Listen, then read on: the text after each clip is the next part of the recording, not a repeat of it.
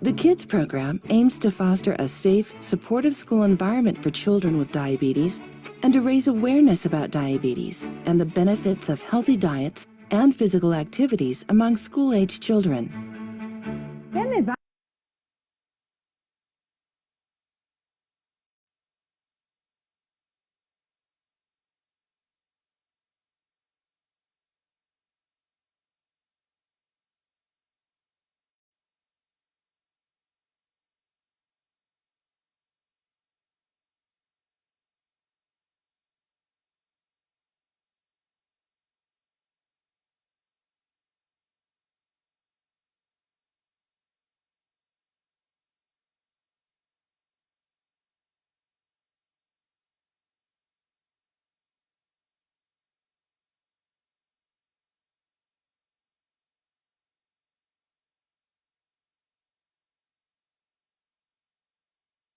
If he is not properly counseled and not properly taken care of, he becomes a burden on the family. Diabetes म्हणून आमकां खबर नासलेली शाळेमार्फत आमकां म्हणून आज कळ्ळें भुरग्यां जावं नये म्हणून आमी आज प्रयत्न करतात. النتائج الأساسية في البروجرام إن بدأت السلوكيات تتغير. مرض السكري مش مرض معدي. عرفنا إن أصحابه عادي بيلعبوا معاه. أصحابه بيلعبوا معاه. Serious versus water. Consume adequately fruits and vegetables. Consume liberally. Do the exercise regularly. Junk food consume sparingly. I feel that students are the best tools to spread this message to the society. We want our country to free from diabetes. Program like KIDS create awareness among the children and it will help them to keep good health in the future. طبعا أضافت قيمة جيدة جدا، خلت الطفل والأهل يعرفوا ازاي يتعايشوا مع السكر، يعتبروه صديق بدل ما يكون عدو.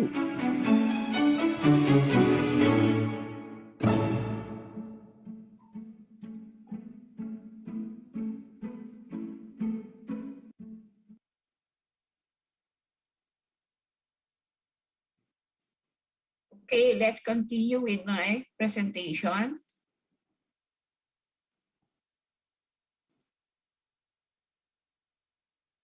Again, with this presentation, students should be able to describe the key difference between type 1 and type 2 diabetes. They can recognize the what we call hypo. Hypo po ay yung pong mababa ang antas ng blood sugar. And hyperglycemia naman, yung napakataas na antas ng blood sugar. And how are we going to manage it? And identify some benefit of healthy habit. So first, let's discuss ano po ba yung diabetes? Ito po ay isang cartoon characters wherein nagpapakita kung paano ang buhay ni Juan na isang type 1 diabetes. Type 1 po ha, hindi type 2, type 1.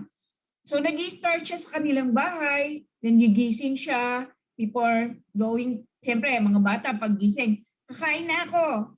Pero dahil sa type 1 siya, she has to check his blood sugar first bago siya kumain. Then pagka-check niya ng blood sugar niya, nakita na niya yung result, okay.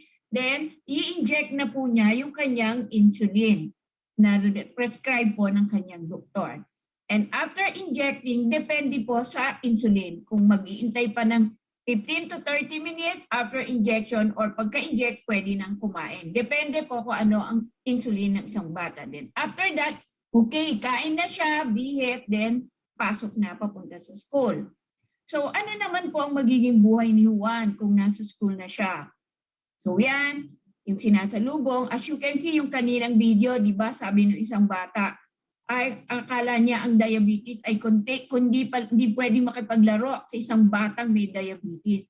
At napaka-contagious, lalayuan nila. Hindi po ganon. So ito si Juan, isang diabetic, pumasok siya, kinausap ng mga friends niya, then naupo na siya, pumasok sa school. So again, natapos yung morning class nila, then sa lunchtime, kung meron po siyang insulin injection dose para sa lunchtime, ngayon, mag-aano na naman siya, mag-check na naman siya ng blood sugar niya, then mag-i-inject bago siya mag-lunch.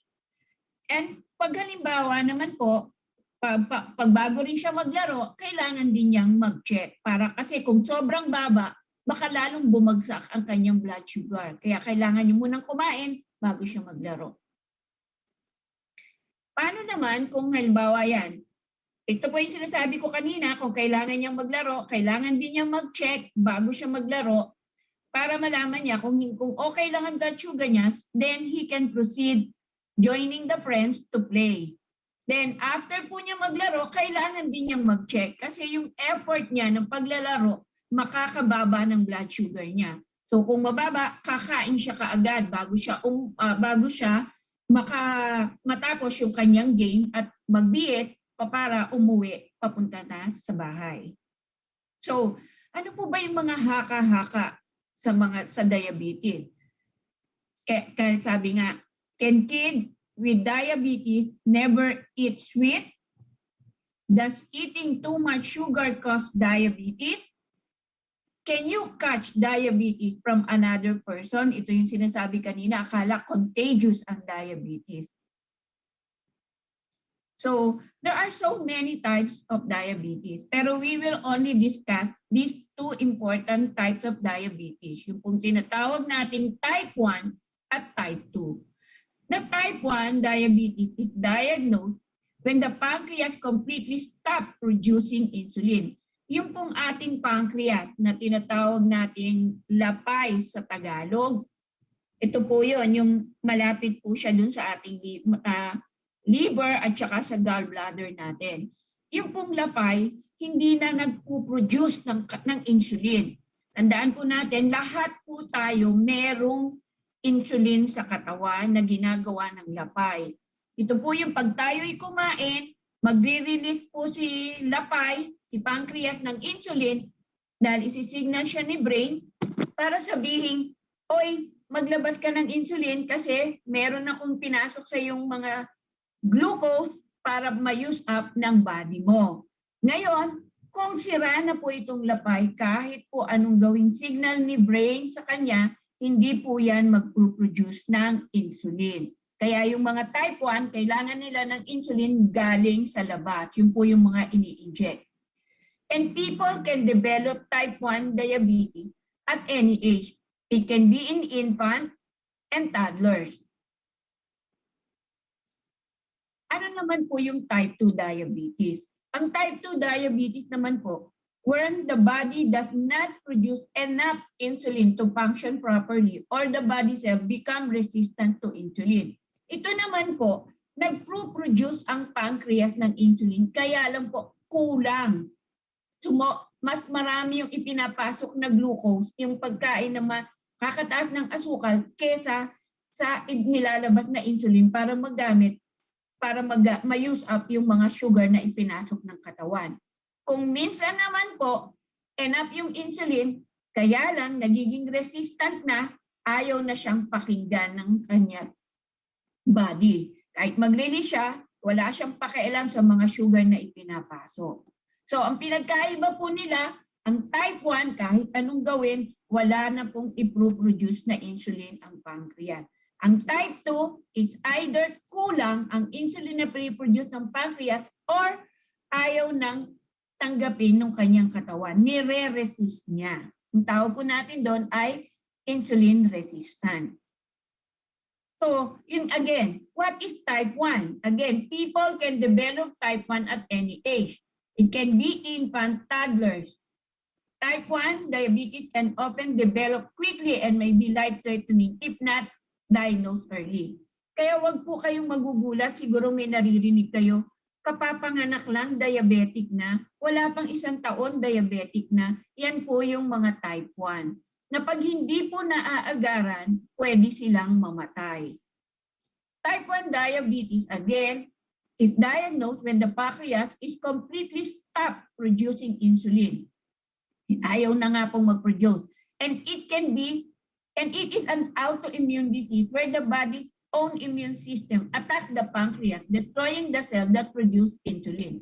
Ito po yung isa sa mga kadahilanan. Dahil nga po autoimmune siya, yung pagkatawan mo, nagpo-produce siya ng inaatake ng immune system po na natin yung ating pancreas at sinisira niya yung mga cells na nagpo-produce ng insulin. Kumbaga, hindi na niya nakikilala yung sarili niya na mga kasama niya. Kaya alam niyang dapat hindi niya i-attack yon at nakakatulong yon, pero ina-atake niya, na sinisira niya. And this result the body being unable to control the amount of blood sugar in the body. Ito po yung isang picture para mas madali po natin maintindihan. Sa type 1 po na diabetes, what is low blood sugar or hypoglycemia? Ang hypo po o low blood sugar, makikita sa mga ganitong simptomas. Usually po, nagsobra-sobra silang pawisan, malamig na pawis. Halimbawa, kahit nasa aircon siya, pero kita nyo butil-butil ang pawis niya, nanlalamig siya. Yan po yung isang sign ng hypoglycemia. Isa pa pong senyales ay kung siya po ay mabagal. Yung mata niya, yung tingin niya, blurred. Hindi naman malabo mata niya, pero blurred ang kanyang tingin. Parang ang vision niya, kung sobrang liwanag ng ilaw, pero ang tingin niya parang lightly makulimlim, madilim, ganon. Kung minsan po, nahihilo dahil nga po wala ng asukal. Paano naman kung halimbawang mataas ang blood sugar, yung hyperglycemia? Ang mga malimit pong sintomas, ang lakas nilang uminom ng tubig. Lagi silang uhaw na uhaw kasi nga po, sa sobrang daming asukal niya sa dugo, yung dugo niya, para na siyang may arnibal. Sobrang lapot. At isa pa, madali siyang mairita. Kung ang isang tao po diabetic at mainitin lagi ang ulo, asahan niyo po mataas ang blood sugar. At yung iba po, sumasakit ang tiyan dahil sa sobrang taas ng blood sugar. Paano po natin makukope o magagamot kung magkaroon ng mga senyales ng hypoglycemia? Ito po ang mga pwedeng ipakain sa kanila. Meron pong tinatawag na glucose tablet, kaya lang hindi po siya basta-basta available. Kung kasama niyo po sila sa school, pwede niyo pong painumin ng mga sugary drink, kagaya po ng Zesto. O kaya pakainin sila kaagad. At yung mga candy, hard candy po. Hindi po pwede yung mga chocolate. Hindi po yan nakakataas ng blood sugar. Kasi po, meron niyang tinatawag na patch na pag binigay nyo sa isang hypoglycemia, hindi siya makakatulong, lalo pang bababa yung blood sugar. Kaya hindi po chocolate, kasi akala natin matamis yun agad. Kung minsan, kung okay naman siya, gising na gising, pwede rin po yung Coke, pero hindi po yung zero, yung regular Coke, konti lang po, yung isang sakto. Pwede rin po na kung halimbawa ang bata ay lulugo-lugo, yung asukal po, isang kutsaritang asukal, isubo nyo po. At least matunaw yon, hindi po machuchoke yung bata. Doon po kaya yung mga jam dito sa gilid ng kanyang isnge, yung sa loob po. Para matunaw, hindi po siya machuchoke. Paano naman kung hyperglycemia? Siyempre po, pag hyperglycemia, kailangan niya ng mga gamot para bumaba ang kanyang blood sugar, at kung minsan at mag-check ng kanyang lagi ng blood sugar and i-repeat po para makita kung nag-respond ba siya sa gamot. Ito pong hypoglycemia, kung merong glucometer ang pasyente, pagka mabigyan niyo na po siya ng sugary treatment, after 15 to 30 minutes, i-check niyo po yung sugar niya ulit kung nag-respond siya dun sa management na binigay ninyo. Kung hindi, ulit po ulit, pakainin ulit ng mataas sa blood sugar. Next, what do we need to know for exercise and others for type 2 diabetes? Exercise is a key component. Bakit? Kasi with exercise, blood sugar, during exercise, sabi kanina nga nung caricature na parang comics, yung batang mataas ang sugar, irregardless type 1 or type 2, kailangan muna niyang mag-check ng blood sugar bago siya mag-exercise because it influences the duration and intensity of exercise. Kailangan may dala siyang hypopac. Sabi ko nga po, pag sobrang baba ng blood sugar, tapos nag-exercise pa siya ng intensive, lalong babagsak ang blood sugar niya. Kung mataas naman po ang blood sugar, hindi rin po pwede dahil lalo pong tataas, baka magkaroon pa ng ibang komplikasyon. Kung high po, dapat lagi, kaya ang mga bata dapat laging may baon na tinatawag nating hypopack. What about the extracurricular activities? Kagaya po nito, sabi, can participant in all after-school activities, can I participate? My teacher should notify my parents as soon as possible and invite them for the planning stage and activity, especially if it involves an overnight. Ito po yung lalo na yung mga batang naka-insulin. Kasi po, kailangan malaman ng teacher kung anong gagawin. Halimbawa, may mga camping, yung mga bata, o hindi po ba yung mga Girl Scout, Boy Scout, maraming activities yan sa umaga, sa gabi na ginagawa. So meron dapat makikipag-coordinate ang parent sa teacher kung ano ang babantayan doon sa bata at gagawin kung magkaroon siya ng mga problema kagaya ng hypo or nag-hyperglycemia. An overnight activity means I need to able to inject my insulin or need to be arranged with my parents. So what is type 2? Ang type 2 naman po, do not use insulin well. Yun nga po yung sinasabi ko, hindi niya ginagamit, nagkakaroon siya ng insulin resistance. The ability for the pancreas to make insulin decreases over time dahil nga sa sobrang tagal na ng diabetes niya. Sa type 2, hindi sa type 1. Type 2 lang po ang nagkakaroon ng insulin resistance. Ano po ang mga general common symptoms, signs and symptoms? Usually po, ang lakas-lakas nila sa tubig dahil nga po dehydrated yung cells niya, so lagi siyang uhaw dahil nga po sabi ko kanina, ang dugo po ng isang diabetic ay parang arnibal. Pagkatapos, ang lakas-lakas niyang umihi kasi walang tigil siya ng kaiinom. Ang lakas-lakas niyang kumain despite of malakas siyang kumain, hindi siya tumataba. Weight loss pa rin. Kasi pagkatapos, hinang-hina siya kasi weight loss na at saka lagi pang uhaw, lagi pang ihi ng ihi. So nagkakaroon siya ng body weakness. So, ang isang batang may type 2 diabetes need to eat healthy food. Pwede po siyang, kailangan niyang kumain nun. Need to monitor blood sugar regularly. Insulin, pwede siyang naka-insulin at pwede rin po din siyang magtableta. Depende sa edad ng isang batang nagkaroon ng type 2 diabetes. Unrestricted exercise to bathroom and water. So yan, kasi nga kung ihi ng ihi, kaya dapat lagi siyang nasa CR. So, usually po, ito po yung mga pinakamatinding komplikasyon ng diabetes irregardless type 1 or type 2. Yung pong tinatawag na diabetes retinopathy, nadadamage yung retina ng mata dahil sa sobrang tagal na ng diabetes na hindi siya nakokontrol.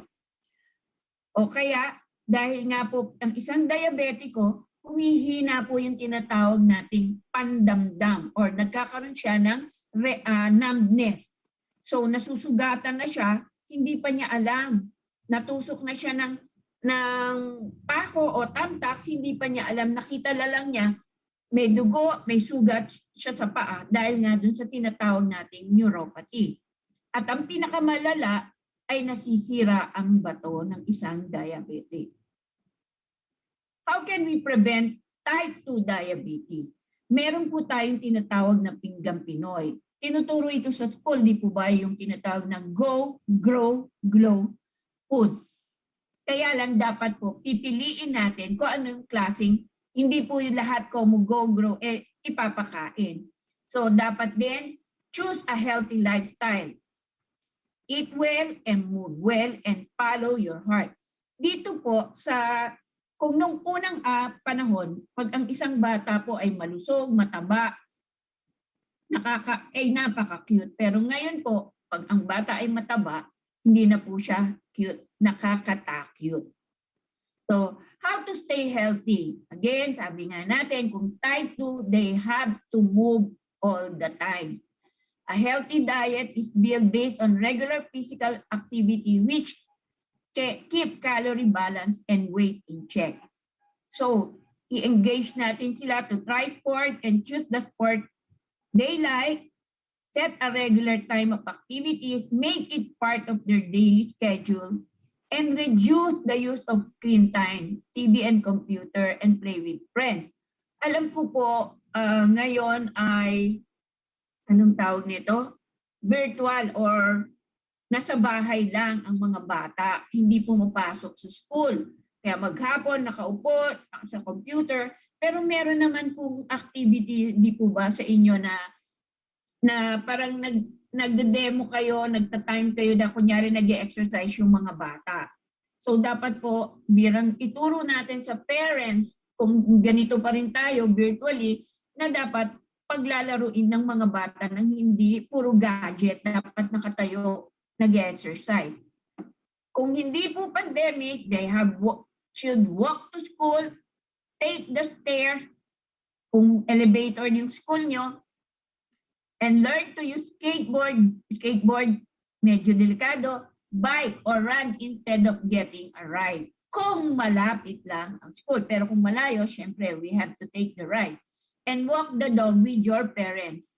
Yung exercise, isasama po yung mga bata, mga jogging, kung hindi. Pwede naman po din around the background sa lugar na alam yung safe na hindi naman mahahawa ang mga bata sa ngayong pandemic. Then turn off your TV, smartphone, computer, spend time to play with your friends. Kung hindi po pandemic, sabi ko nga po, dapat gawin natin to. Or they can play around your backyard na hindi naman risk for them. And stay active and have them a minimum of 30 minutes of exercise per day. Hindi naman po ibig sabihin dire-diretso 30 minutes. Pwede pong hatiin 15 minutes sa umaga, 15 sa gabi, or 10, 10, 10, 3 times a day. And let them exercise with friends or play with their friends. So, again, a lot of evident lifestyle changes can help prevent development of type 2 diabetes.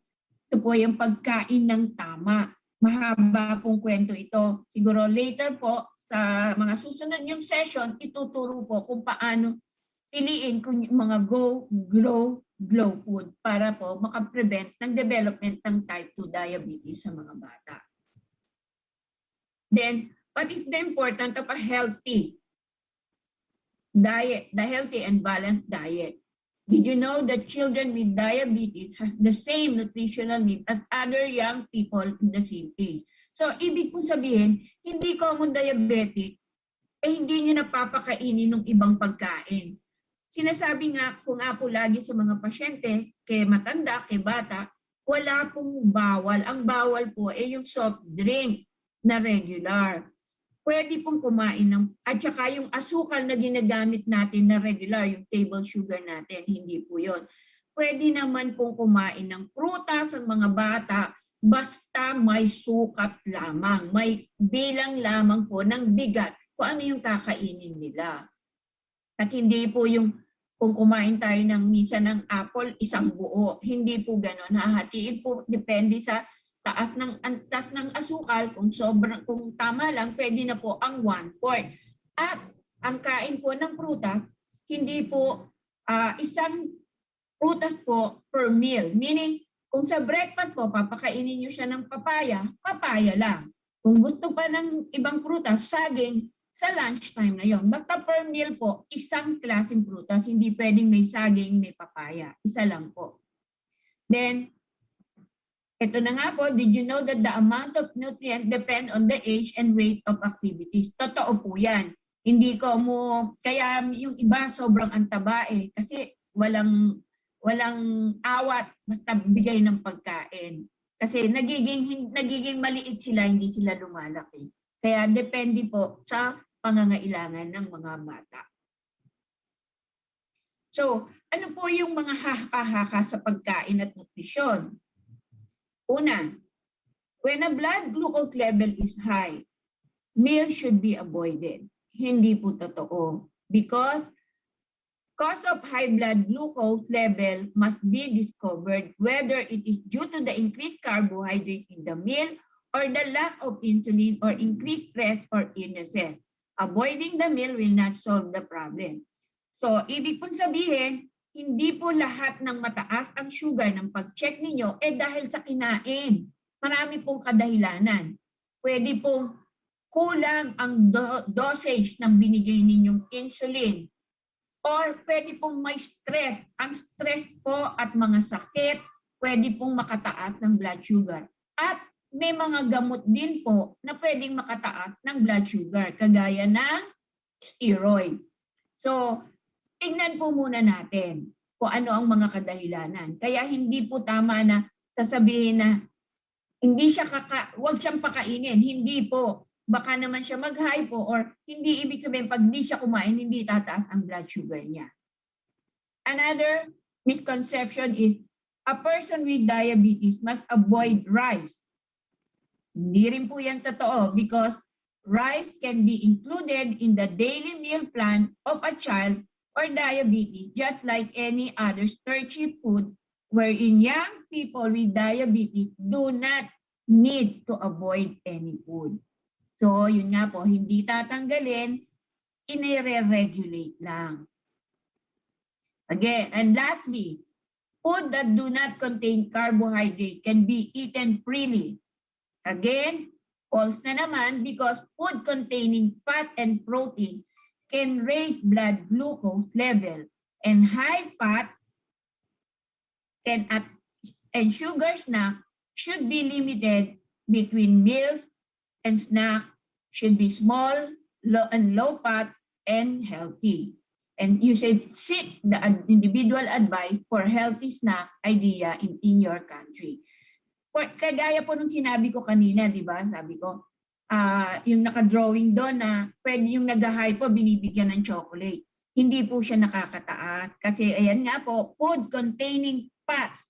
Yun nga po, kasi ang chocolate may fat yun, may milk yun. Can raise the blood glucose. High fat and sugar na should be limited. So, depende. So, pwede siyang kumain, pero yun nga, again, may sukat, pero kailangan natin turuan sila, magawa tayo ng magandang meal plan para sa kanila para hindi po naman maging masyadong ma-deprive yung ating mga anak at hindi naman sila magsawa.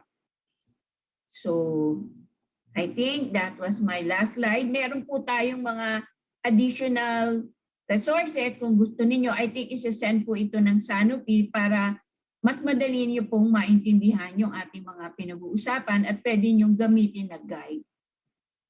Hindi ko alam kung sino po yung nagsusulat. So, meron acknowledge yung key information. So, hindi ko po alam kung sino yung nagsusulat doon kanina. So, if that's all, kung may question po, so Yes Ms. po. Valerie. Thank you so much, Doc Agra, for that very insightful outlook on diabetes. Alam niyo, ang dami kong natutunan, ang daming myths na talagang naibus natin ngayon. And Doc Agra, please stay with us because as of now, before we move on to the Q&A, may we request our teachers to change their names here in Zoom po to division code and full name. Again, may we request our teachers to change their names here in Zoom to division code and full name. In case po that you don't know your division code, you can put school and full name.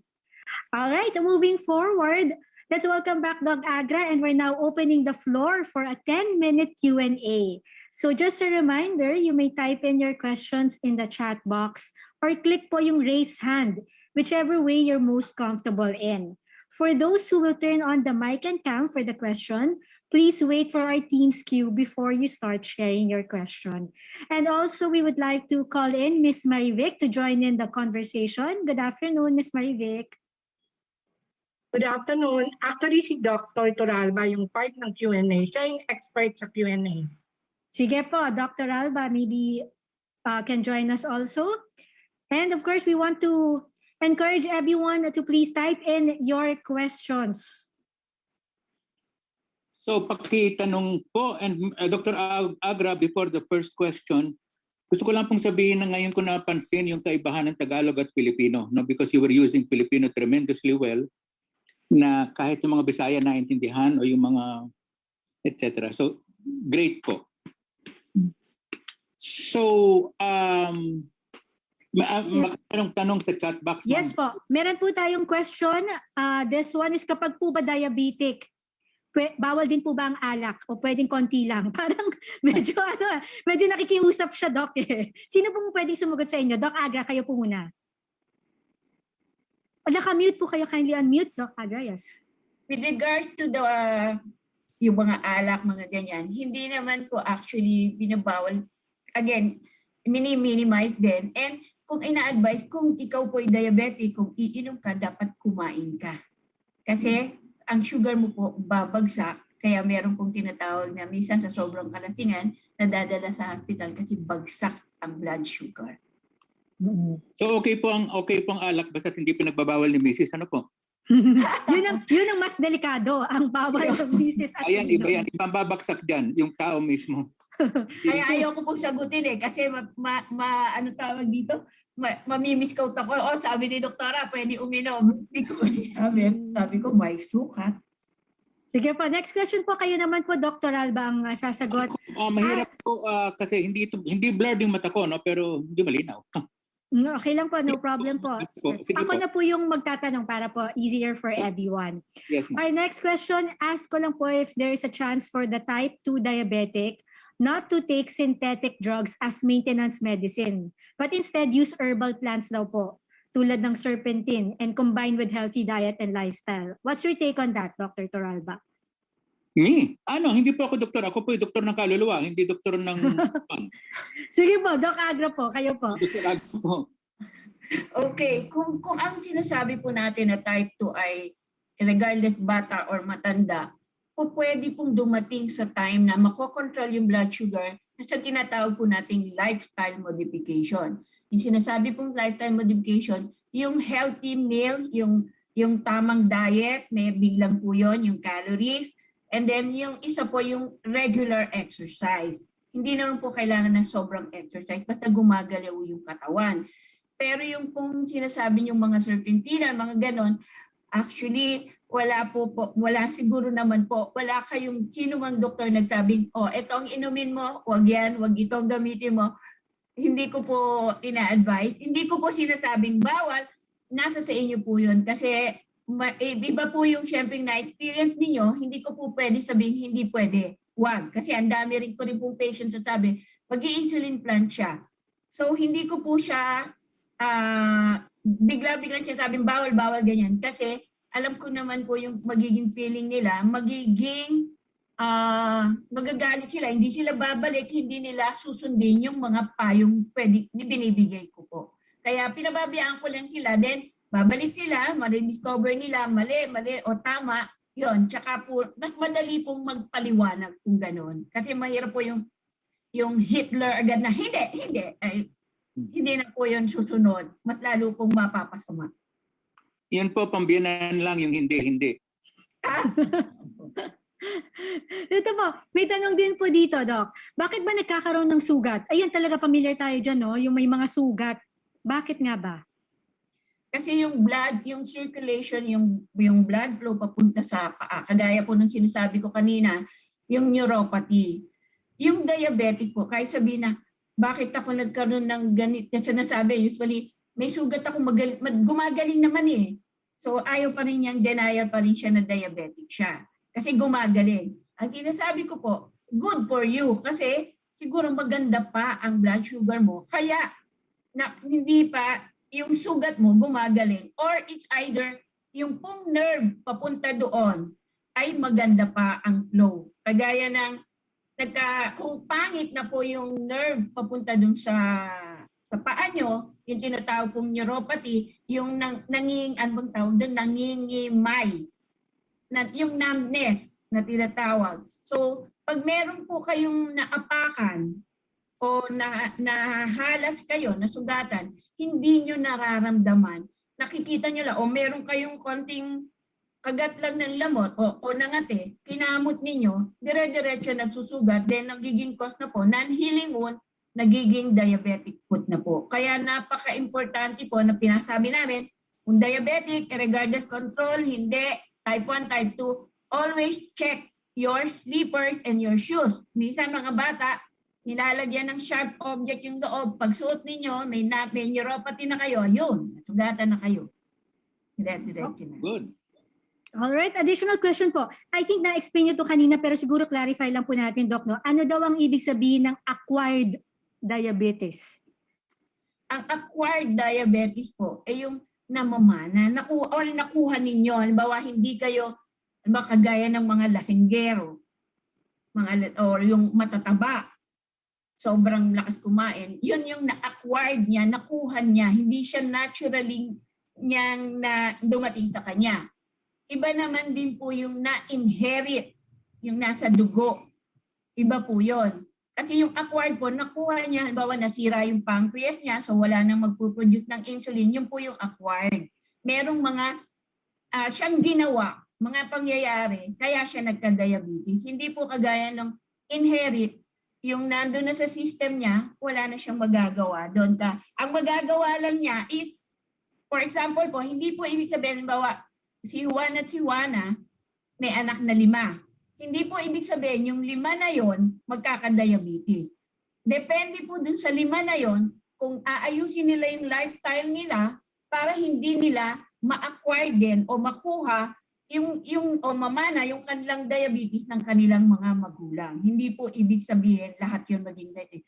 Minsan po, magandang lifestyle, wala silang nakukuha. Yung third generation, doon naman po. Kaya lagi pong tinatanong sa inyo ng mga doktor nyo, may lahi po ba kayo? Usually, yung mga sinauna, hindi po conscious, so hindi matrace kung nakuha ba talaga, kung namana ba, or ano pa, dahilan. Ma'am Valerie, merong nag-text po sa akin. Yes po. Na kung ang isang wound, Dr. Agra, ang isang wound sa foot na medyo serious kasi kasing laki ng 10 centavo coin, medically ba kung meron daw possibility pa na mapagaling yon without worsening the wound? Opo. Nakikita po, meron po kaming mga ginagawa, meron pong tinatawag na podiatrist na kung ang halimbawa po, hindi po ibig sabihin may sugat, puputulin na agad. Ang paa. Hindi po ganon. Kung maganda pa po ang circulation ng blood supply around that area, masisave po yun. Pero kung hindi na at talagang wala na pong napupuso ang pulse, ibig sabihin patay na yon, hindi na po yun makukuha ng conservative management.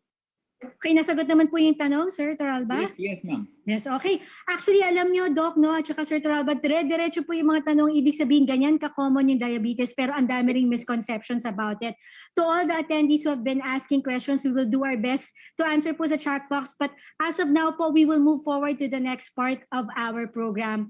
So again, thank you. Valerie, Yes, Valerie, Yes, one po. last question po kay Dr. Agra. Dr. Agra, if there is only one message that because this one is a social media campaign on the part of students, many students, elementary and grade school, elementary and high school, ano po ang pinakamahalagang mensahe na dapat i-communicate sa social media ng mga kabataan? Sa lahat, para sa lahat, both old and young. Eat healthy and move well. So para po eat healthy and move well. Kasi po kung healthy ka, hindi ka magiging obese, so mas maganda.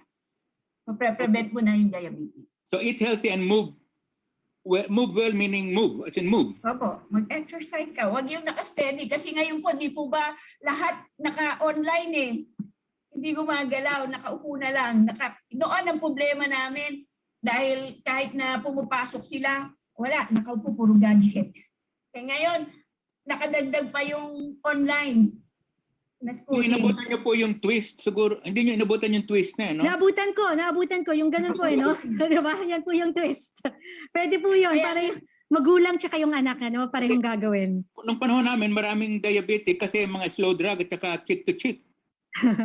Yun, pwede na, mas mabibilis na po yung mga kanta.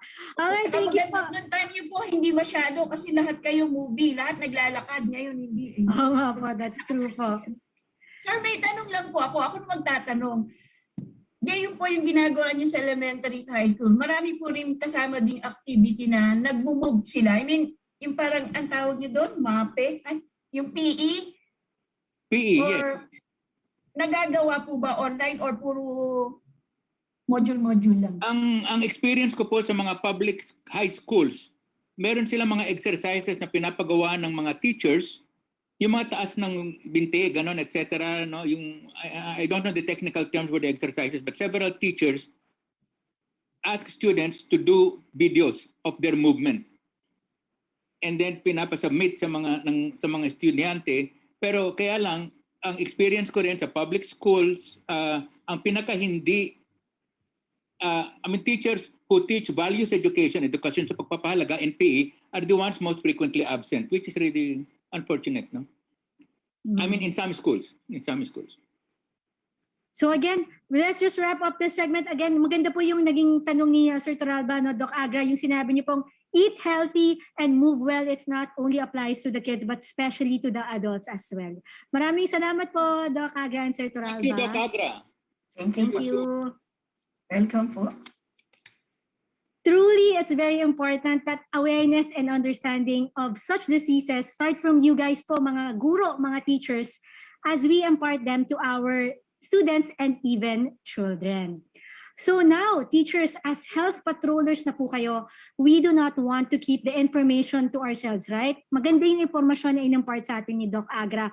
Pero ngayon, may responsibilidad tayo na i-share o impart ito, especially sa mga channels like social media, to disseminate these. And for this year, this is what we'll be campaigning for. So ako po, I will be here to give you a few tips on how to create a good social media campaign. Kasi hindi niyo po yung naitatanong, aside po from being a host, I'm also a content creator for 10 years now.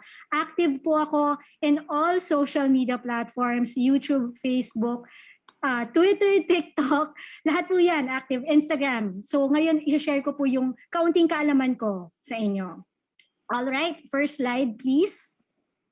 Ayan, yan po ang pag-uusapan natin, social media, the do's and the don'ts, and creating engaging content, especially sa content na gagawin ng inyong mga estudyante para lalong ma-engage at matuto yung audience na makakita ng content na ito. Next slide. Bibigyan ko lang po kayo ng brief overview of the social media landscape in the Philippines.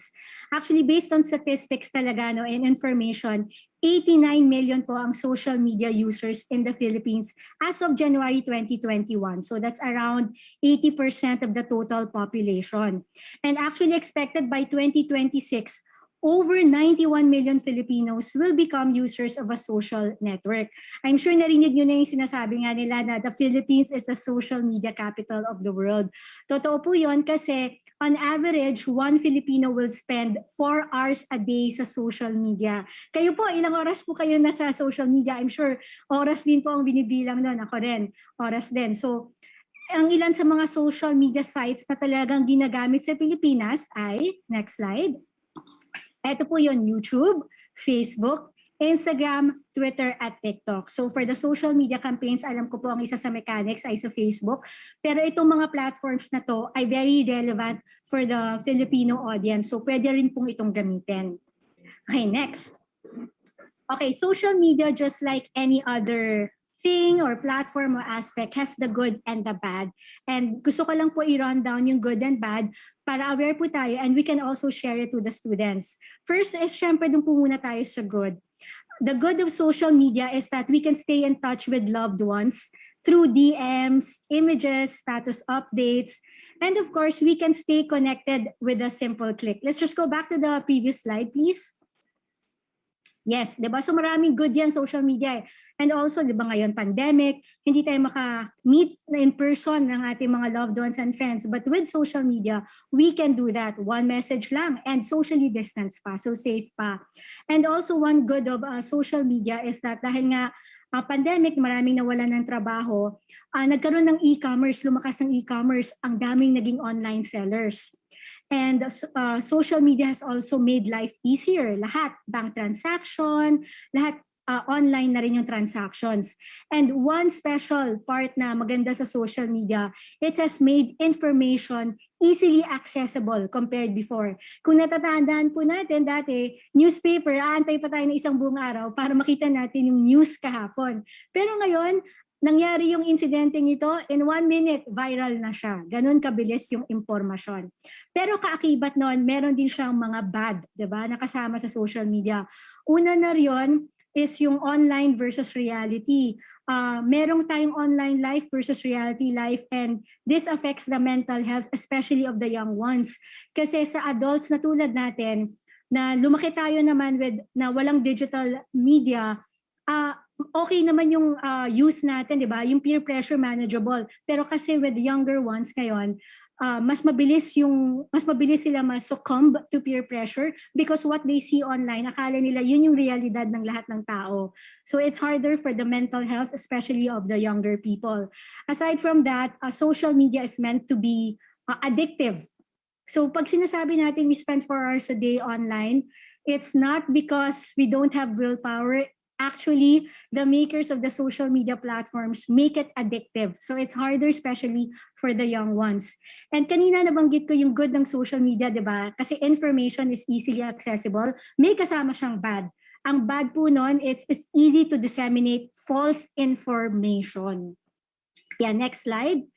That's why I want to encourage everyone to be responsible digital citizens, especially to the young generation, sa students po, no, na pwede nyo i-relay sa kanya na we are all digital students. We all take part in an online community, and dapat po we do it safely, ethically, and respectfully para po we can have the best of both worlds. So ang tanong, how can we be good digital citizens? Next slide. I will be sharing with you the do's and don'ts in social media. Ito po, very relevant. Please share it with your students, and also these can be applied to your children also kung meron din po kayong mga anak. First rule po. Next slide. We have to behave lawfully. Ano pong ibig sabihin nun? Kaya po may tinatawag na cyber crimes kasi crimes can be made and done online. For example, it's a crime to hack, steal, illegally download, or cause damage to other people's work, identity, or property online. So for your students po, kapag gagawa po sila nitong social media campaign, please remind them po to make original content as much as possible, take original photos. If meron po silang kukuning photo na hindi po sa kanila online, please credit, please ask permission first. Okay, next. Number 2 po, protect your reputation. So make sure the kids understand the consequences of posting photos and videos and uploading other personal content. For example po, they make content na about this campaign, na dun po yung mukha nila, they have to protect their reputation and be aware that once the content is online, it's very hard to get rid of it anymore. And it can become a part of your child's or the kids' permanent online reputation. And also, dapat aware din po sila that the photos can be altered or shared without the child's permission. So it's really a good idea to encourage the kids to think about the online content or behavior their future self might be comfortable with. Pag, kunyari, nag-post sila ng picture, di ba? Tanungin nila yung sarili nila, okay, after 5 years, will I be proud of this content or not? So that's something to think about. Kasi, for example, some photos or videos might seem okay to you now, pero in the future, you will feel differently about them in the future. And baka ayaw mo nang makita to ng mga tao in the future. So, depending on the kid's age, I suggest na you tell the kids first na to show you the photos or the videos before they upload. May permission po muna ninyo ng mga teacher o ng mga parents para po sure tayo na safe po yung mga bata. Next. Another do for social media is protect your own and other people's privacy. So there are several ways the kids can protect their privacy. One is to share only as many and as much personal information as necessary. For example, kung hindi naman kailangan ilagay yung birthday sa mga form, huwag na po nating ilagay, pati mga email address or kung saan tayo nakatira. And also remind the kids na dapat updated yung privacy settings ng mga social media sites. So, kailangan private, make sure na yung profiles nila, it's not publicly available. And also remind the kids to keep the passwords private. Don't give out your passwords. And sana to make the passwords as hard as possible. Wag yung birthday mo lang kasi it's so easy to find it online, di ba? And another way is to check the location settings and services on your smartphones, tablets, or apps. So you can do this by going to the settings, checking the instructions doon, and turning off the location services. So when the children or when the kids post online, hindi nakalagay kung saan sila. Hindi sila matitrace. So it protects their own privacy and other people's privacy as well. Another do for social media, number 4, is watch your tone. Always remind the kids na iba yung personal na kausap mo doon sa online. Kasi pag personal na kausap mo, medyo nag-gauge mo pa yung yung tone, di ba? Nagbibiro ba siya? Seryoso ba siya?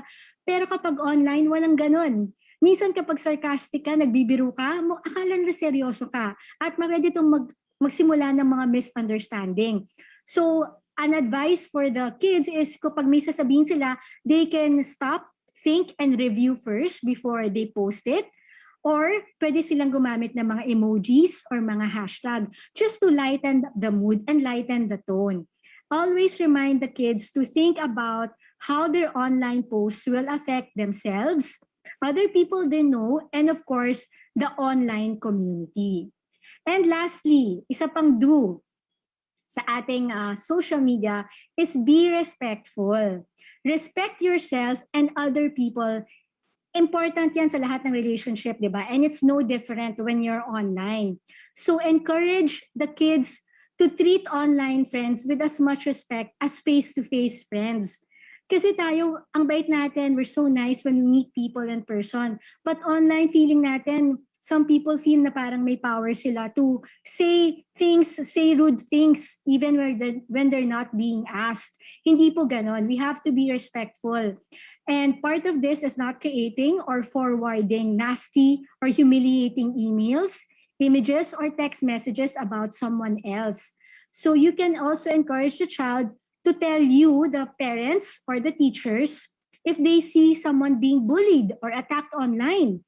Kasi itong mga young people, they often try to sort things out for themselves, but it's also good to get the child to have the habit of telling you, the adults, if they're worried about something that's happening online. It might also help the child or the kid to know that things are easier to sort out when other people help. And also, if the kid gets mga nasty or bullying comments, they should block or unfriend people who don't treat them with respect. So always remind that, be respectful to others and also expect respect from others. Lastly, katulad nga na nasabi ni Dr. kanina, di ba, maraming mga misinformation online. That is true. Kaya nga gusto natin mag-disseminate, magkaroon ng mga social media campaigns na may tamang impormasyon. So for kids and also for adults, kahit ako minsan, di ba, na nahuhulog ako sa trap ng mga misinformation, mga false news. So tayo, we have to be skeptical. Remind the kids that not everyone online is who they say they are. So it's important for the kids to be careful about what they share with people they don't know. And remember the adage po that if something is too good to be true, probably isn't true po. And also, remind din po the kids about when they're online doing their social media campaigns, makiklik sila ng mga sites, there will be pop-ups coming up. Ito po mga pop-ups na to, wag po nilang ikiklik kasi some of these pop-ups are unsafe and can lead to dubious sites. So always ask yourself po and tell the kids, encourage them to do critical thinking. Ask them, ito bang site na to, is this accurate or not? So to wrap it up, next slide po. Always think before you post. Yan po yung pinaka-importante po sa social media. Always think, review. As I mentioned a while ago, better to encourage po the kids to show you first, the parents or the teachers, kung ano po yung ipopost nila bago nila tuluyang i-upload yung content. Alright, so ngayon naman po i-share ko sa inyo tips on making engaging content. Kasi ngayon po, nalaman na po natin yung do's and don'ts sa social media. Ngayon, okay, gagawa na po tayo ng social media content Diba? Para sa isa siyang magandang campaign. Paano natin siya mapopromote? Next slide. Unang-una po, know your purpose and value. Maganda nga na tanong ni Sir Toralba kay Doc Agra kanina, di ba? Kung ano ba yung pinaka-message na dapat i-relay natin. Maraming message na pwedeng i-relay, pero one of that is to eat healthy and move well. So maganda yan, malalaman mo na yan yung purpose mo for the campaign, di ba? Disseminate this information to eat healthy and move well. So there are different techniques and strategies para makapag-engage tayo. I-share ko po ito sa inyo. Una-una po sa caption. Kailangan po ma-describe nyo visually or madodraw nyo attention with a statement, question, or a headline. Pwede po kayo mag-take notes sa sasabihin ko, magaganda po yung mga tips na ibibigay ko. Sa caption po, kasi actually research shows that an average of 150 characters or about 15 words gets the most clicks. So magandang strategy po yan. Number 2 po sa emoji. Minsan po kasi kapag mahaba yung ating caption, medyo nabobore yung audience, especially with social media. People have a shorter attention span. So what you can do is include mga emojis here and there. Wag naman po sobrang dami. This will add to the tone and nakakaroon ng visual parang interest dun sa caption. Number 3, add a call to action. So ano po yung call to action? Pwede nyo pong i-encourage na yung audience na mag-comment or maglagay po kayo ng tanong. For example, magtatanong kayo, ano ang pagkain na pwede na para makaiwas sa diabetes? So pag may nakakita niyan, ang tendency mo as an audience, magre-reply ako dyan. Ano ba ang i-reply ko, di ba? So it's a good way to engage the audience. So you can ask questions or you can share a link or you can invite the audience to learn more. Pwede mong sabihin, okay, click here to learn more. So that's the call to action. Number 4, mentions. So to increase the reach of your content, kasi maganda yung content mo, pero ang tanong, may strategies paano pa makaka-reach ng audience na hindi mo na-reach, di ba? You can mention other accounts or parang collaboration siya eh. So for example, you mention another group na may advocacy for diabetes prevention. Pwede nyo silang itag, pwede nyo gamitin yung hashtag nila, basta dapat relevant yung mentions para humahaba at dumadami yung reach ng content nyo. Next, in relation to that is also use proper hashtags or keywords. So kunyari, lalagay nyo hashtag diabetes prevention, hashtag diabetes Philippines. So pag yung mga ibang tao na walang kinalaman sa content nyo pero gusto nila to know more about diabetes, nag-type sila ng diabetes, okay, makakarating sila sa content nyo, di ba? So these are tips para at least engage din yung students na nalalaman nila na mas marami ang nakakakita ng kanilang ginawang campaign. And also, you can include images or videos. Yan, importante rin yan. Kasi depending on the social network kasi, like for example, sa Facebook magandang video or image, sa TikTok video, iba-iba siya. Instagram, it's photos. So use high quality videos and photos. Pwede rin mga GIFs, mga video clips. So remember muna kung ano yung purpose, ano yung value, and you adjust all those images, videos, captions to the content. Next slide. I'll give you an example lang of what I did. If you guys, kung nanood kayo ng napaka-trending ngayon na Squid Game, yan. So gumawa ako ng video niya, ng TikTok video, yan yung Squid Game doll. So kung makita niyo yung caption ko dyan, meron akong tanong sa audience. So dahil may tanong ako sa audience, yung mga tao nag-respond. Tendency nila, sasagutin nila yan eh.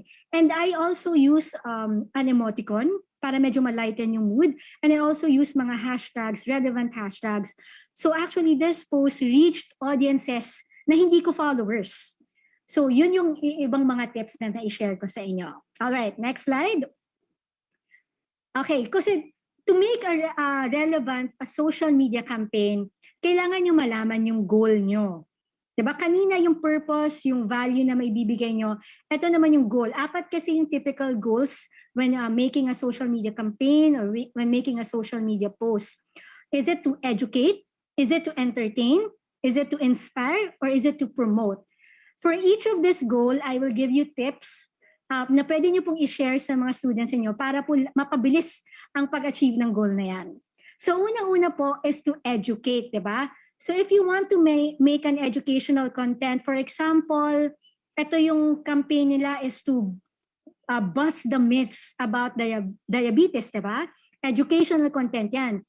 Ibig sabihin, you want your audience to gain knowledge. So what you can do, what you can suggest to your students is to give tips, or they can give FAQs, mga frequently asked questions, or they can do yung mga top 10 lists. Ito, very effective siya. It doesn't have to be top 10 lists. No? Pwedeng kahit ibang number, top 4 list, 5 things you need to know, 8 things you need to know. This is very helpful kasi as an audience, pansinin nyo, kayo kapag may nakita kayong list, gusto nyo tapusin yung hanggang 10, di ba? Hanggang 8. So parang na-engage yung audience. Another way to create educational content is pwede nyo ilagay, did you know? Parang kayo, Kuya Kim kayo, or Ernie Baron, di ba? Yung parang meron kayong, did you know? Ganito, ganito, ganito. So this content, marireach nyo agad yung educational part. Alam na ng tao na pag pinanood nila yung content, I will learn something. This is informative. Okay, next. If your goal naman is to entertain, di ba, sa social media campaign, oo, syempre gusto nyo mag-disseminate ng information, pero gusto nyo entertaining. Yan ang strategy ng students nyo. Okay, entertaining content naman, it can be funny, di ba? Pwedeng nakakatawa, pero hindi lang nakakatawa ang part ng entertainment, ha? Pwede ring unusual stories, o pwede ring behind the scenes, or mga before and after posts. So naisip ko pwede niyan siguro isang example ng isang diabetes patient, type 2 diabetes patient before, na obese siya, pero nag-change siya ng lifestyle niya, and then after, eto na siya, healthy na siya. So these are ways na informative siya, pero entertaining also. So another way naman, kung gusto naman ng students nyo ng isang social media campaign na inspiring, o yung may kurot sa puso, pwede rin yan. Ang kailangan po gawin nila dyan is positive or memorable yung kanilang campaign. Pag inspiring, dapat merong emotional impact yan. Diba? So pwedeng people-focused stories or stories na ito naman, isang tao na kinuwento niya yung pagbabago sa buhay niya dahil nag-change siya ng lifestyle niya, or yung mga natutunan niya ng isang tao na may diabetes patient siya, dahil sa changes, ito na siya ngayon. So parang nagiging story-based siya. Parang malaki yung MJS, di ba? Kung nakikita niyo naman yung anggulong ganon. And lastly, kung goal naman nila is to promote the campaign, ito ang masasuggest ko sa kanila is yung call of action na nabanggit ko kanina. Always give a call to action. So pwede nilang sabihin na, okay, leave a comment or join now. Tell us what you think. This way, engaged yung audience. And kanina nga, nabanggit sa akin ng isa sa mga staff no, na parang to give tips also on TikTok. Kasi actually, I'm also very active on TikTok. And alam ko maraming guro, maraming teachers na nasa TikTok, nakikita ko yon. And nakakatuwa yon. Bilib po ko sa inyo kasi it's a way to reach your students. Kasi ngayon, a lot of students are online on social media platforms. And para hindi naman sayang oras nila, nandun sila sa TikTok, natututo sila courtesy of the teachers there. So if your students also want to make a cross-promotion, a cross-post on TikTok, I have a few tips for you guys. You have to make it eye-catching for the first 3 seconds. Use hashtags, use trending sounds, and also kung gusto nilang entertaining and educational, pwede silang gumamit ng mga trending dance moves. Diba lagi sa TikTok may mga trending dance moves. While sharing information, marami tayong nakita na ganyan. Sumasayaw sila, or kayo teachers, pwede nyo rin gawin yon about diabetes prevention, and then lumalabas yung about diabetes, information about it. Not totoo, accurate information. Ayan, next slide. So overall, yan pong nasabi ko, social media has the good side and the bad side. Di po natin may iwasan yan. But let's use social media for the good. Please encourage your students and your kids na ang social media, mahaba po ang reach niyan, malaki ang reach niyan. So we have to be responsible.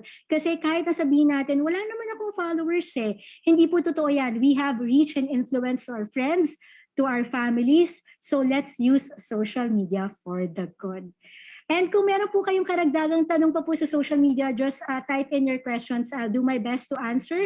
Or you can also reach me and my social media accounts. Next slide, please. Yes, ito po sa YouTube, Instagram, TikTok, Facebook, and ayan po at Miss Valerie Tan. So keep in touch po with me. So I hope you learned something from my content creation presentation. And overall po with the presentations we had today, syempre naman, we are getting ready for the competition, di ba? At syempre, in all competitions, may mechanics para maayos ang flow natin, di ba, teachers? So ito po ang mechanics. Let us flash it on the screen. Ako, exciting po ito. Naku, ang dami nating natutunan today and I'm sure this social media campaign will be a success, syempre with the help of you teachers. So first, students need to fill out a Google form and submit by 11:59 p.m. of November 1, 2021. Entries submitted on time will be given 5 points by each judge at the final round. 2. Students will be asked to prepare a social media campaign related to the topic and brief for the year. Submission starts on November 1. Outputs can be, but not limited to, an individual image, photo, or a series of images, or a video. Number 3, each participating school is required to create a Facebook page entitled Youth Health Patrol by, yun po yung name of school. And lastly, number 4, participants shall submit and post their entries on their school's Facebook page by 11:59 of November 30, 2021. Delayed submissions po are not disqualified but will be subject to a 5-point deduction from the total score. And don't worry po guys, we will also be posting the mechanics at Nakashe's Facebook page. All right, and so you all now know how to create one and we all look forward to your entries. Teachers, if you have questions about my presentation and the mechanics, ask away. You may type in your questions in the chat box or turn on your mic and cam, whichever way you're most comfortable in, but please wait for our team to give you the cue. For the mechanics, yes po, Sir Toralba. Yung sa, we will take a picture or we will record yung mga questions sa chat box because ito yung mga pwedeng tanungin, pwedeng sagutin ng mga tao, ng mga magbibigay ng presentation. Sana nandun po kayo sa high school at saka sa elementary school students. Yes po. I will be there also. Okay. Ma'am, merong isang text message. I guess this is important because they really appreciate your presentation, no? Yes saan po. kayo nag-high school, saan kayo nag-elementary? St. Jude Catholic School po, katabi ng Malacanang. Ay, kapit-bahay po tayo. Ako po San Beda. So kilala niyo. Wow. Ciao. Ayun po. That's nice po, that's nice. High school and elementary po yun. Yes po, St. Jude Catholic School po. So you're really Chinese? Yes po, Chinese. Pero born and raised in the Philippines, so I'm a Filipino. Sa Jose P. Laurel, sa Calle Jose P. Laurel. Okay, nice po. And of course, Sir Turalba, I want to invite Miss Ivana and Miss Marivic to join in the conversation as well. Yes, please. Miss Ivana. Si Ivana Agiling, nakilala ko po siya nung siya ay 3 years old pa lang. Wow, really? Yeah, I carried her. Fake news yan, fake news. Fake news. Mahirap malaman yung fake news, no? Mahirap talaga siya. No, but yeah, sana nga po dun sa chat box po ay magkaroon ng mga tanong. Yes po, we would like to encourage our attendees to type in your questions po sa chat box. This is a rare opportunity for everyone here to answer your questions. Okay, I have one question here. It's for myself. I hope you guys don't mind po, no? Tinanong po ako, gaano na ako katagal na content creator? 10 years na po. I started 2 years old. 2 years old po ako nagsimula. Fake news din po yun. Hindi, seryoso po. 10 years na po akong Believable, Ms. Valerie. 10 years na po akong content creator. So that's why I was able to share some of the information and the strategies and tips. So I hope you can share that to your students as well. In fact, Ivana, it was a very good presentation. No, I mean the combination of Dr. Agra and Valerie really gave a lot of things to the teachers. Ms. Savannah, I want to go to you, no? Any tips po sa mga teachers na nanonood dito ngayon? Tips. Kasi syempre, di ba, kailangan nila i-encourage yung mga students nila to create this very Yes. creative but still informative campaign. Sa experience po natin, pag yung mga estudyante lumalahok sa competition, ang pinakakailangan po sana yung mentoring from start to finish. Kaya po natin ginawa itong teacher session. Unang-una po nating pagkakataon na makagawa ng itong teacher session kasi po nung nakarang taon puro sessions na po pang estudyante yung ginagawa natin, pero nakita nga po natin kung gaano ka-importante na yung mga teachers, yung mga guro, alam rin po nila kung paano makasagot ng mga tanong either tungkol sa diabetes or dun sa social media campaign. So sana po ma-mentor natin yung mga estudyante from start to finish. Ban, ang babata ng mga teachers dito sa page 1, no? Lahat. lahat. Ay, madami na po tayong tanong na pumapasok. Medyo technical po yung tanong nila. I hope you guys can answer it. No? Kailan daw po ipopost yung Google form na nabanggit? Ban? Ate Ban? Google form, I think, did you mean the mechanics po ba? Yes. So That's the mechanics, no? We will post it, no, Miss Savannah, soon? Yes, we will post the mechanics either today, Mariel, or latest on Monday. So yung mechanics po, yung flash kanina, sa caption po doon na rin po ilalagay yung Google Form link. And then meron na rin po silang existing Facebook page. Babaguhin daw po ba ito or can they use that? Pwede po nating ipagpatuloy lang yung kampanya na ginagawa natin sa Facebook page na meron tayo. Ang request lang po natin, kung yung Facebook page name nyo po ay nakalagay YHP imbes na Youth Health Patrol, kung kaya po natin sanang baguhin to Youth Health Patrol para po mas kita na Youth Health Patrol yung programa natin. Okay. Our next question po, yung tinatanong po ng isa sa mga ating mga teachers, no, kung sa diabetes lang po ba iikot or pwede po bang ibang topic daw po, health related? Ang tema po natin para sa Nobyembre ay World Diabetes Day. So, pero po yung nakita niyo po yung presentation kanina ni Dr. Agra, yung ang sabi niya, eat well, move well. So, yun po yung nutrition, exercise, yun po kasama po yun sa diabetes prevention and management. Okay. So again, we would like to encourage our attendees to ask your questions away. Okay, tuloy-tuloy po yung mga tanong natin. Ang tinanong po ng isang teacher ay ano po yung kailangan nila explain or gagawin sa video. Actually, this is a challenge nga po. Tama po. Diba? So they can be as creative as possible. Sir Toralba, any tips po para they can be more creative? Well, to be more creative, be here to win, but at the same time, be here to spread information. Kombinasyon ng eat healthy, move well.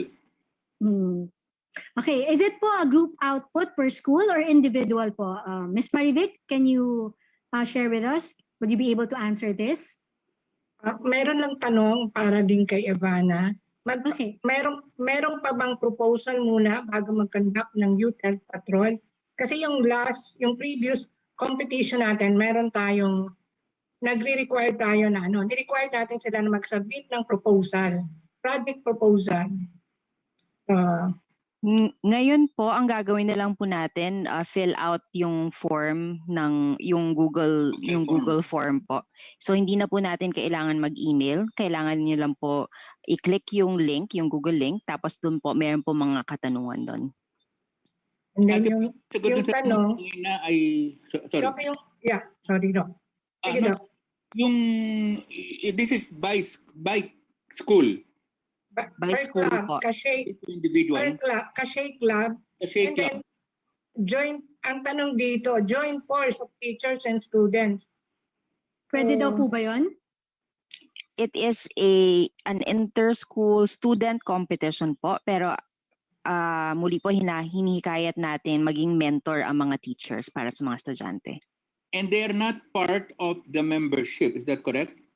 Tama po. They are mentors. Yes, ma'am. Mentors. Ang minimum, ang sinabi, meron tayo sinabi na minimum, ate ba? Minimum of 10 per Kashay Club in a school. Minimum So, 10, but that's not meaning it can be higher than 10 membership. it can be higher. Opo, pwede pong mas mataas, pwede pong mas marami. Tapos po, kung kunyari po wala po kayong cachet club sa inyong eskwelahan, iniimbita rin po namin kayong, Doc T and Ms. Marivic, na iniimbita po natin silang mag-create. Oh, yes. Pero Miss Marivic, yung mga walang club feed, meron ba ditong nag-a-attend na walang clubs? Actually, Doc, marami pang walang club. Okay. Pero ini-encourage natin lahat kasi 387 registered. Pero ang club natin ay 118 lang. Okay. So, iniimbitahan po lahat ng school na magkaroon ng cachet club kasi may mga susunod pa pong competition si Sanofi para lang sa cachet club. So, sana pero po. yung competition ngayon, okay sila na bumuo sila Pwede pa. Pwede pa, okay. Yes, basta mag-submit lang, Doc. Basta pwede lang sabihin na cachet club. Kasi nagre-register pa naman sila. Yes. May nagtanong din po kung may time limit daw po yung mga videos. I think excited na rin yung mga teachers Yan. magsimula. Kahit wala pa yung mechanics, nakakatuwa naman na excited sila. Miss Ivana.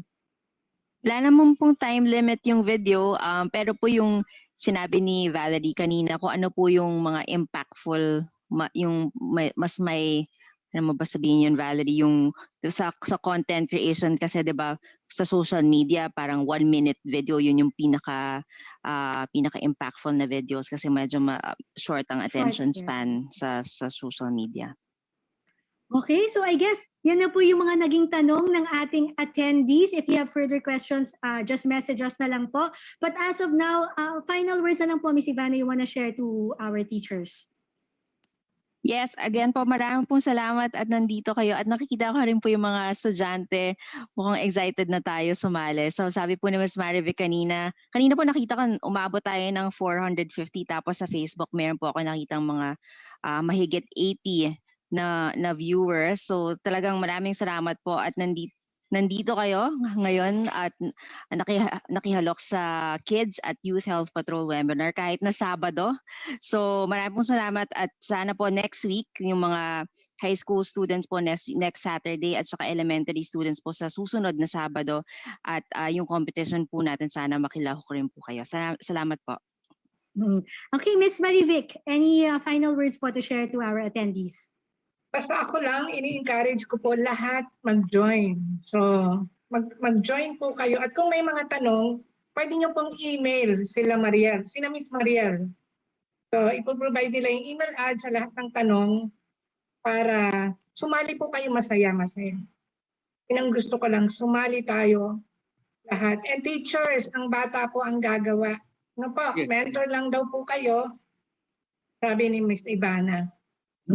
Baka ma-excite yung mga teachers, kasama rin sila sa kadat. Pero mentoring, maganda rin yung siyang proseso to be part of this campaign. So thank you again, dear teachers, for your questions. Miss Valerie, tinatanong talaga yung time eh. Kasi, Miss Ivana, kasi last competition natin, 3 minutes lang. So kami rin ni Doc, meron kami mga ginagawa na competition hanggang 3 minutes lang. May nagsabi, pwede ba raw 5 minutes? Sabi nga ni Miss Valerie, nakakapagod manood ng 5 kung mahaba na yung video. So parang dito pairalin natin ang common sense. So kung mahaba yan, ayoko nang manood, ikakat ko na yan. Yung balik kong presentation na parang ginawa ni Miss Valerie kanina. I'm serious, Miss Valerie, ha?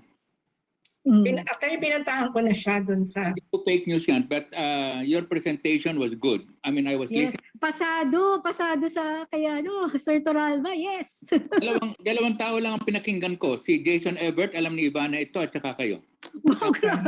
Beginning to end.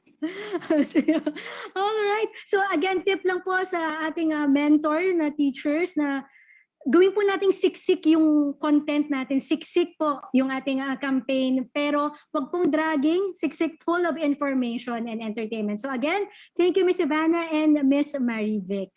Thank you. Thank you. And to cap off the event, let's give the floor once again to Dr. Antonio Toralba from UANP to give his concluding remarks. Sir?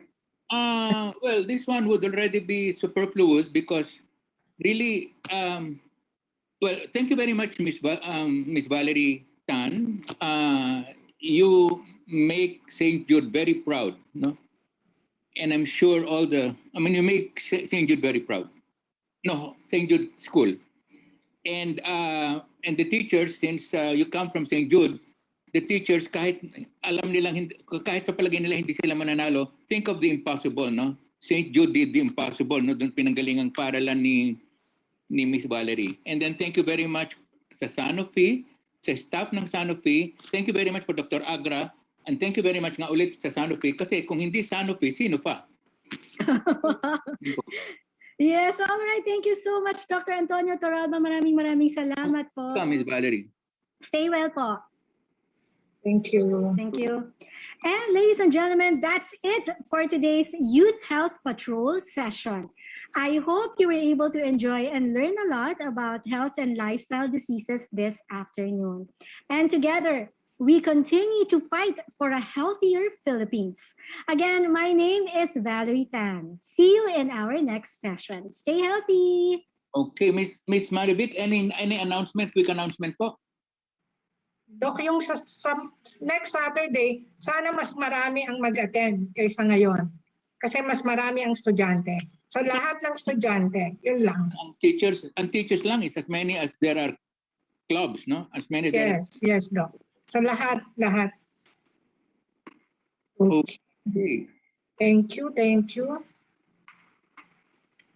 So, okay, thank you very much po. That's it. Right.